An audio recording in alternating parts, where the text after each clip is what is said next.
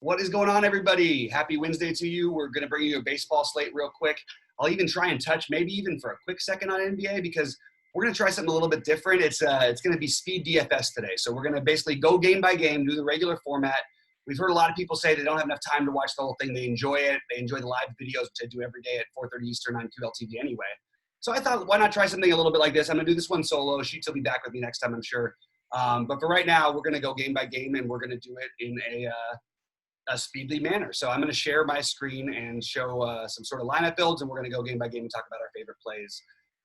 Again, this is a sort of a first look, and it's a new thing, so bear with us. But it is something that I think that we might end up really enjoying. So let's get into it. All right, here we go. Basically, I've got little to no, I would say no interest in either of these pitchers. I don't really feel like you need to go there. I think there's better places to go. I just feel like I can't quite get behind these guys. Morton, I would love at this price, even in this matchup. I just feel like he's going to get a little bit. He's got no ability to really go deep enough. I think after coming back off the injury, I don't know what his pitch count is going to be. So I'm sort of skipping Morton. I do think Montgomery, for most people, they might find him kind of interesting. He's actually got decent stuff. You know, we've seen like just a medium K rate, not very good, nothing special. Not a guy I want to play to try and win a tournament, maybe somebody who you hope can get you 16, 17 points, which might actually come in handy depending on what happens with the weather today. So no interest much there for me. Likewise, I don't really have a lot of interest in the bats in this game. Both good bullpens, both pitchers adequate or above. If you had to make a play, you can go ahead and take some, I don't actually know even who it would be from Tampa Bay because my favorite players are all the lefties, and I don't really want to take them in these lefty-lefty matchups on a big slate. The Yankees are cheap. You certainly could play them. It might be tempting for people to stack them up because they're cheap, and you see the Yankees like that. I will go avoid on the Yankees personally and avoid Tampa Bay. We'll kind of skip through this game. Chicago and Pittsburgh, we have an interesting one here because Hendricks actually is a really good real-life pitcher, and we've seen him have, great DFS success. It usually requires like a complete game shutout or something, but it's been there. We've seen it from him before. We've even seen a weird, every now and then, a few high K games. Actually, that shutout, he did have 9 Ks in. Pittsburgh's been like pretty good at not striking out, even though their lineup's gotten worse and worse. And they strike out. Don't get me wrong, but Hendricks is not a guy like they've struck out against high strikeout guys mostly. And this is just not a spot where I'm like super excited about it. Definitely not going to cross Hendricks off the list, but I think that probably going to be very minimal interest by the time the day is all said and done. So at the same time, we've got Musgrove coming off the injured list, a guy I would always play at 5,700. Nobody ever plays him, and he's usually good enough. He can do day 16, 18 at 50, in those prices and a Coors slate where maybe a team scores 23 runs like last night, that can come in handy. Right now, I'm not going to do anything with it, and also not going to stack against it, which people might find the Cubs popular. I don't certainly mind at these prices if you want to play Happ, Schwarber. I think it's a stadium downgrade overall. I mean, assuming except for when the wind blows in Chicago. I personally am going to skip this one. Not for me. The Cubs' offense is always too high owned. I'm going to take a quick look on my other screen at some projections right now. It's not like crazy high today because of the size of the slate, but it's still higher than I'd want to go. No Cubbies for me in my first look, but certainly don't mind a one-off here and there at those cheap prices. Certainly because somebody could connect. I just don't want to stack them. This is a game where you'd be wanting to play Scherzer, and I don't think you want to go with Wheeler, but I don't mind. Like, it's not like the worst play in the world. We do have weather issues in this game. It's worth noting. I have Scherzer. I mean, even with without the weather, I don't think you need to play Scherzer. We can get into it in a little bit, but we've got a guy who's really cheap over on FanDuel, and assuming you can see my screen when I jump over right now, which I think you can. Adrian Hauser, 6K over there, so I think that's a guy you can certainly play. I think he's going to be even popular over there. Over here, you're going to have a popular Scherzer. I always play Scherzer probably more than the field. I think it's just the best way to play DFS. You take the highest upside pitcher. We've seen a little bit of, sort of what we saw last year. I mean, he just gives up a ton of hits, but he doesn't walk a ton of guys, although he's walked more this year. And, he mostly has been good against stay away from the home run, except for the one game where he gave up 3. So personally, I like Scherzer. Right now, he's the top projected scorer on my slate, which is good enough because I think I can find offenses that can do other stuff for me. So Scherzer is my guy right now, who I'm building in my first build. I don't think you need to do it. I think there's other ways to go, but he is significantly better than everyone else on this slate, with the potential exception of how it runs for the Walker Buehler tonight. Guy's got a lot of upside, but Scherzer, there's still no one who can match Scherzer anyway when he's completely on. This is a bullpen-ish game, and one that I would want a ton of, and this is probably going to have some of the more serious weather concerns, at least based on first glance. It's still kind of early. I don't know. I would love to play Atlanta here. They're going to be chalky. I'm going to take a quick look at some of my projections. I think that it's just going to be hard, because their ownership to really, I think Marcell Ozuna is going to be 20+% owned. I think that Travis d'Arnaud is going to be 20% owned at 4.6, like that. Maybe not that high, maybe like 15. It's just too much. I'm looking for ways to pivot off of a chalky, expensive stack that I don't like as much as everyone else. I think that some of the Boston plays for the first time in a while maybe are in play. Bobby, you got to play the Bobbies because it's a pretty ridiculous name for a grown-up to have, so we got to support each other. So you got to play Bobby Dahlbeck a little bit here and there. That's my first thing. I'm sorry, I just got a message from Sheets and just making sure. I think it's from Sheets. Didn't know where he was this morning, so I ended up doing this on my own. Obviously, JD Martinez would be the priority play, and you're not going to get much ownership on these Red Sox. So this is the night where I say I'm much more interested in the Red Sox for the first time than I have been in a while. Bogarts, I like Devers and lefty-lefty matchups. I don't mind overpaying a little bit for low-owned Red Sox. I don't like the high-owned ones. You have a better matchup. Well, I'm not a believer in the offense with JD back. Against the lefty, I have a much more faith. And you've got Peraza as a pay down too, so you could really, spend down and up with this lineup. You could also play Verdugo in the lefty-lefty matchup. I'm into the Boston thing a little bit tonight, a little bit more than I have been. So if this game plays, I think it's, game stack's a weird word because you're just betting on against bad pitchers, bad bullpens, good hitting environment. Well, really a Boston bad bullpen especially, and good hitting environment. So that's the kind of game stack that it means. So when everybody takes offense to it and says there's no logical correlation, well, yeah, weather, bad pitching, and bad bullpens, if they both happen to be there, there's not a correlation between the run score maybe, but that's still a game stack. You're stacking the game. I don't care about, these semantics it just gets ridiculous when people get into all these technicalities and getting the right verbiage on everything. I think Hauser's in play over here too. Detroit's that, I want to say that bad, but then they do show up sometimes and they kill the chalk pitcher. But I just think that, you've got enough K upside with this guy. Well, just enough basically. He's just too cheap on FanDuel. And I guess what I would say is more, he gets through innings. He doesn't, you see him here, not a huge pitch count on any of these nights. He did throw 98 against Pittsburgh, but he's getting through these innings pretty fast, 5 to 7 innings. And it's not exciting, 4 of the last 6. I don't really love anything down here. So I think on DraftKings, you do leave him out. But on FanDuel, I think he's in play. And I think he's in play to get that quality start against this Detroit lineup that can just strike out a ton against righties. So Hauser is a guy over there that I'm going to be looking at. Don't stack against Trent Spencer Turnbull. I tell everybody every time. Maybe I'm wrong. Every now and then it seems to work okay. The one problem with stacking against Spencer Turnbull, you see this right here. How many home runs has he given up this year? How many home runs? Now, you can call it a fluke, but it's pretty consistent. The guy keeps the ball on the ground. I like some fly ball-ish type hitters, which, it's unfair to call Yelich a fly ball hitter. He's a line drive hitter, but he's a guy who you would look at tonight. You might have some interest in some of these Milwaukee guys, but personally, I don't love this. I would lean more toward the Boston-Atlanta game, assuming it plays, and then maybe finding some cheap pieces here if you really wanted it. But again, I don't really like taking guys against pitchers who don't give up home runs. It seems pretty straightforward to me. Let's jump over to the next one, and I promise you I will like some things, and this is going to be one of those things I like a little. I don't like it as much as maybe, again, this is another one of those spots where maybe we can get away from a little bit of the chalk.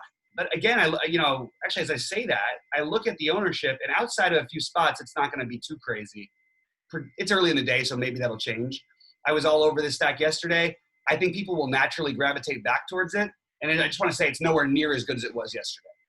Matt Harvey is not not Jacob Junis, or is it Jacob Junis? Yeah. Junis is a much better pitcher than Harvey is. Doesn't give up nearly as much hard contact, as many bombs, doesn't get as wild.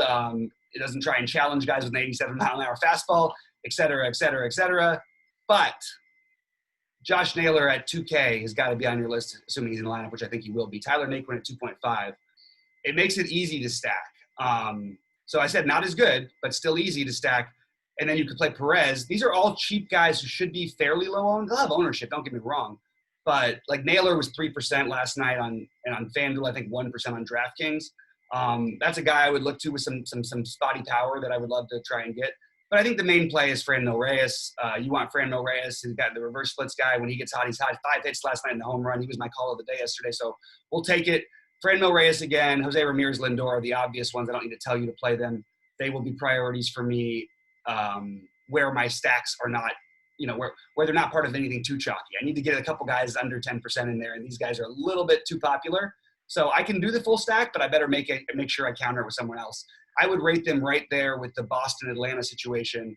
Atlanta's got the better side of that, don't get me wrong, but I actually think Boston, with you factor in the ownership, is the better play. And the power upside versus Atlanta's. I mean, these are not massive power hitters that Atlanta has outside of, Freeman, Ozuna. They got a few guys, but, you got Riley who's got power and Duvall who can strike out 5 times. They got some power. It's just not as exciting for me. Here's where I get a little bit interested. My favorite used to stack against, and sort of I could make that argument. If you're playing a ton of tournaments today, I think you can flirt with Ronaldo Lopez. I don't like it myself, but the guy's shown enough talent in the past, and I think you can make an argument for it. There's a little BVP here with the team. They've played each other a number of times. I like Ronaldo Lopez in general. I think he's sort of underwhelmed what his career should have been. And I also think he's very stackable against. I mean, we see what he does. He can get himself into trouble very easily, gets his pitch count up often pretty early. He usually gets a little walk happy, which he's been doing again. I mean, look, the innings are really small, 2, 4, 6 walks in a total of 8 innings this year. That's a lot. 2 home runs in 8 innings. It's not a big sample size, but these Twins have massive power and great history against him in about 135 plate appearances based on the current lineup. Twins stack away. I like the outfield. Big surprise. I like Sano a little bit, even though Ronaldo Lopez could be seen as a strikeout pitcher. One thing people don't notice about Sano quite as much as they should. Miguel Sano is a great off-speed pitch hitter. He's a great changeup, especially hitter, but he profiles pitch selection-wise like pretty well actually here. So he's the other guy, but I mostly want the Kepler, Rosario, Cruz, Buxton avenue. I know you can't play all 4 on DraftKings, but you can on FanDuel. I don't mind Buxton at the bottom of the order. I've said this a million times. The kid's got upside as a DFS player more than people realize. He can hit home runs. He hasn't been running at all this year, or running as much this year, but he is a guy who could still get you there. And it's funny because with the whole year, you see everybody wants to play Jake Cave all the time, and you see the situations and Jake Cave, he's a lefty, he gets platoon splits, all this. Just look at the situation. Jake Cave plays in only the best situations, pretty much. Byron Buxton plays every day when he's healthy, and he just came back. And not that this is a great number. You want the 6.5 fantasy points. It's not terrible. But you can just see the production when people often go the other way. So no one plays Buxton ever. Play Buxton. I don't know if Cave will even be in the lineup. I'm just using sort of an example.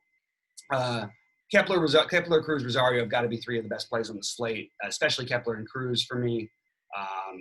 Love the way they profile. I just think that Minnesota, if we don't play a lot of Minnesota here tonight, I think we might regret it.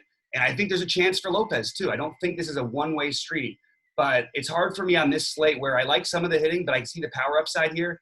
One guy I didn't mention who should be back in the lineup tonight is Josh Donaldson. I just didn't sort of note that in my head, and that's another guy you want to try and get in, and it's just a ridiculous price if I'm not mistaken. And let's just make sure that's accurate. Yeah, 3,200. If he's in, you plug him in as the cash game play of the day, you just lock him in. I mean, lock is a strong word. When you're playing a bunch of tournaments, you don't do that or whatever. But as a cash game play, at 3,200 in this matchup, Josh Donaldson had better be in your cash game lineup, at least as of this morning when I'm doing this show. So, yeah, love the Twins. I'm not doing the actual build-out for you, but I told you the guys I like. If I was doing Twins, I'd just put the outfield. I love that Donaldson makes it so you can maybe just play 2 of the outfielders because I do like other outfielders in general more today. Texas, Houston, let's see. We've got Javier and Allard. Okay, so I don't know where I stand. I thought I was going to like at some point both of these guys more in real life. And there's just some of the things I just don't find myself having any interest in. The price is ridiculous, obviously, on Javier, so we don't need to talk about that. But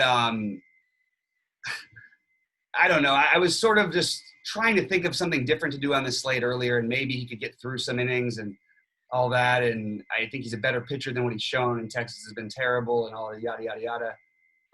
We've seen a couple of upside-ish performances. His 9,300 is too much, but as a really low-owned, huge long-field tournament play, I think he's an interesting guy for you. I think he's one you can use actually pretty comfortably, which reminds me of a guy who I absolutely love tonight for his upside. Well, it's not his upside. It's just that he's too cheap. It's Barrios. I sort of skipped over that one. As of right now, I would have him as my natural SP2 on FanDuel. First of all, on DraftKings, he's got the upside to put up like 30. Like he can get you that. You know what I mean? He shows an inconsistent K rate, but overall a good one. That's what I would say. I'd say he's had some tough matchups also, with the exception of the KC ones, which he struggled in, oddly enough. And he's actually been better in some other tougher strikeout matchups where he's been better. I know the White Sox got to him already this year. I understand the White Sox are dangerous. They're loaded. There's still Ks in that lineup. Barrios is too cheap at 79. I think that's where I'm going to put my SP2 as of right now. He's my favorite one. And I'm not saying for cash. I don't really play cash. But I do think that it is a tricky SP2 for cash unless you pay all the way up for Mueller. I think that's probably what maybe some people will end up doing. But I actually want to take a quick look before I make that assessment, because I do think this is where you get into the conversation. How are people going to play? I guess that doesn't matter much for cash, but I actually think Bueller is oddly like a reasonable cash game play, and like no one's going to play him. So maybe going double stud is going to be the way to go at pitcher tonight in tournaments if that's going to be the ownership. It's early in the day, so we'll see if it changes, but it's just interesting. Yeah, so very into Minnesota and their pitcher. So that's where I'm currently at. We're going to skip ahead. I told you, we talked a little bit about Texas Houston. I don't want to stack this game, and that's what I'm sort of also having trouble with. I wanted to stack Houston, but I don't really. And I don't really have a great explanation, except for I just see the power upside as being a little bit better from the other guys. I may change my mind on this later in the day, because I sort of took a stance on Houston yesterday, which obviously cost me Coors and cost me, the win and everything. But I still like the prices of these guys, and they have upside against a weak pitcher. With you've got Springer at 44. It's cheap. Tucker's been good at 43. Brantley has struggled a little bit, but he's 3,300. Let's go, guys. Like, I mean, come on. Like, maybe we do have to get a Houston stack. Let's make them stack number 4, 4.5, or 5, or whatever you want to call them. But I don't like them that much to where I want to get a ton. I mean, you're paying for all these guys who just haven't done anything. Altuve's $5K. And he's hitting 220. He's got 3 home runs this year. Like, I understand he's been a little bit better. It's a lefty matchup. I do think that the more I say that, I think out loud, like, I think Springer has to be a kind of a priority, I guess. Just putting this in my mock thing. If you're going to pay, just for one outfielder, I don't mind the lefties of the other guys, like I said, but I do think Springer against lefty at 4,400 is kind of silly. And I'm going to guess that his projected ownership is going to reflect that. It was odd last night. I mean, we had Coors, so it was different. We had no Houston ownership on a pretty high run total. Yeah, you've got Springer at reasonable ownership, but not as high as I think it should be, so he becomes a phenomenal play on all things. I think he's going to end up being higher owned by the end of the day. Here's the issue, right? Pitcher I love against my team, and not just my team, but the best team in baseball. What do we do here? So I understand if you want to play a little bit of Gallen. The guy has just been consistently really good. I will also remind you that he hasn't hit 30, which is, not a huge point, but like maybe you could make an argument for playing a Javier over a Gallen, and Javier's got the better matchup. Kind of interesting to me. So I'm flirting with the idea of Gallen. I'm flirting with, I don't want to play Gallen in a big buy-in tournament, but I do think he makes some sense as an SP2 in some of the smaller buy-in tournaments. We've seen the upside.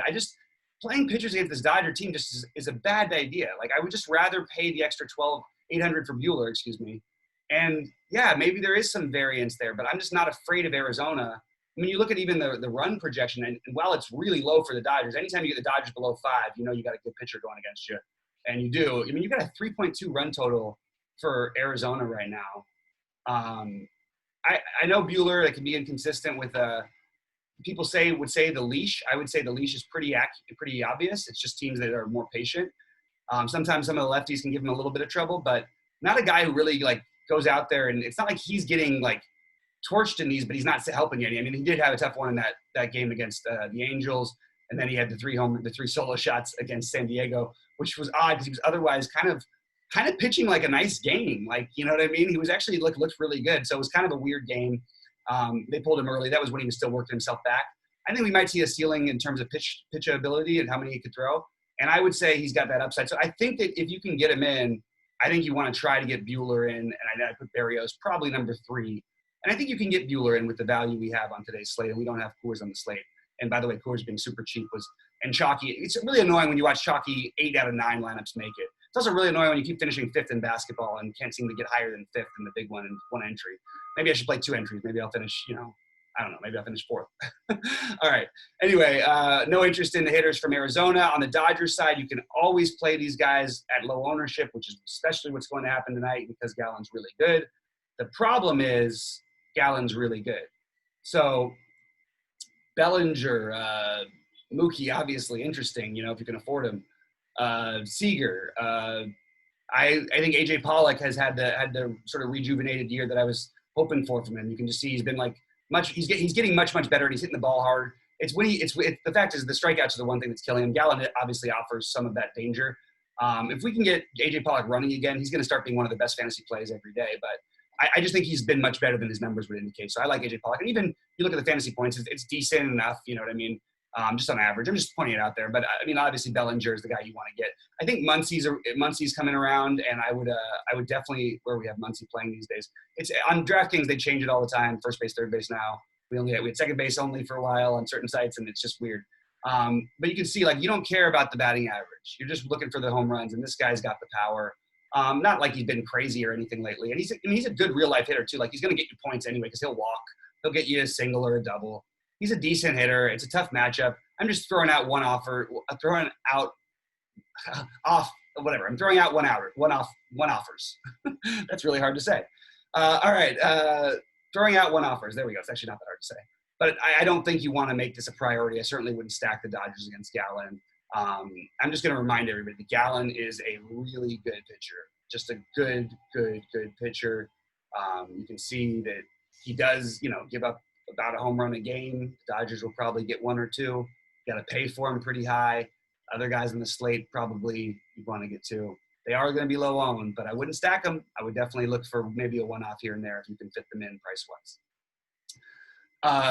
This game is the game I think you're going to see a ton of ownership on, which is really unusual for a late game. And it's going to be, I say a ton of ownership. It's going to be the Padres side of it, I would think. But I want to take a quick look at the projections here. The pricing might make it tough, but I think it won't make it tough. They're just going to find a way, especially on DraftKings. Maybe Tatis will be a little lower on FanDuel because he's 4,700, which is kind of crazy for FanDuel, but nothing's crazy for Tatis because he's the best player in baseball. I don't know.